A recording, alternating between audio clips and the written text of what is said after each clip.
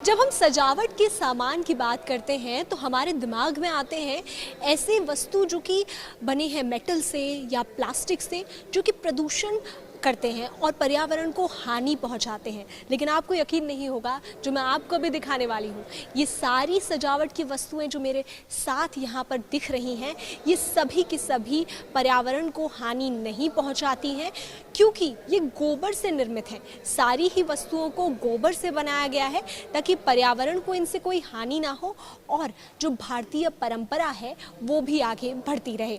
क्योंकि गौ माता के जो गोबर है उसको शुद्ध माना जाता है और उसी से निर्मित ये सारी वस्तुएं हैं, पर्यावरण को बिल्कुल हानि नहीं पहुंचाती हैं। घड़ी गोबर से बनाई गई है, ये की होल्डर गोबर से बनाया गया है, ये शीशा गोबर का है, ये शुभ लाभ गोबर के हैं। जो भी यहाँ दिख रहा है इसमें तमाम तरीके की वैरायटी यहाँ पर मौजूद है और सभी के सभी गोबर से निर्मित है।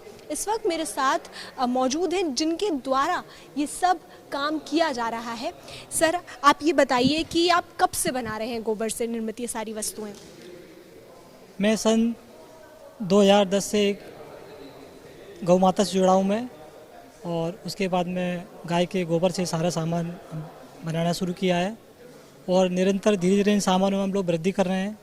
लगातार हम लोग इस पर रिसर्च करते हैं समय के अनुसार, और उसके अनुसार हम लोग सामान को नया रूप, नया डिज़ाइन, लुक हम लोग देने का प्रयास कर रहे हैं।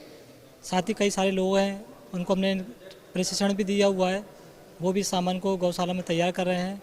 कई सारे लोग हमारे साथ जुड़े हैं जो इस कार्य में हमको सहयोग करते हैं, और इसके द्वारा जो यहाँ बेचने से बिक्री का जो सहयोग राशि हमारे को प्राप्त होती है, उससे जो निराश्रित गौवंश है, उस गौवंश की सेवा में चारे भूसे के लिए हम लोग उसका राशि का उपयोग करते हैं।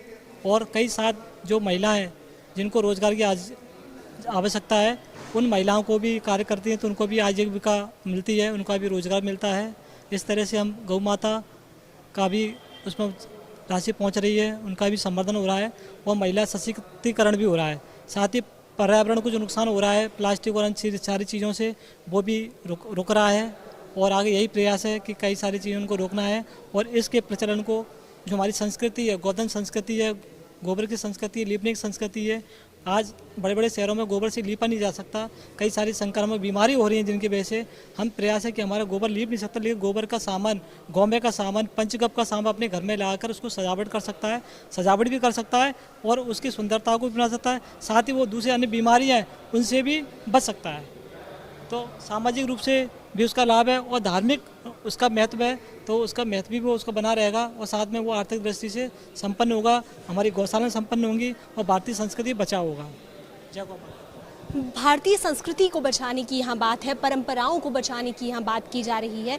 जैसे कि आप देख सकते हैं, सभी जितने भी यहाँ पर उत्पाद बने हैं, ये सभी के सभी गोबर से निर्मित हैं।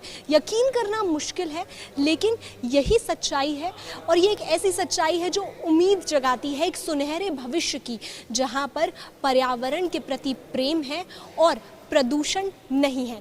कैमरा पर्सन मनीष झा के साथ श्रुतिका, दिल्ली।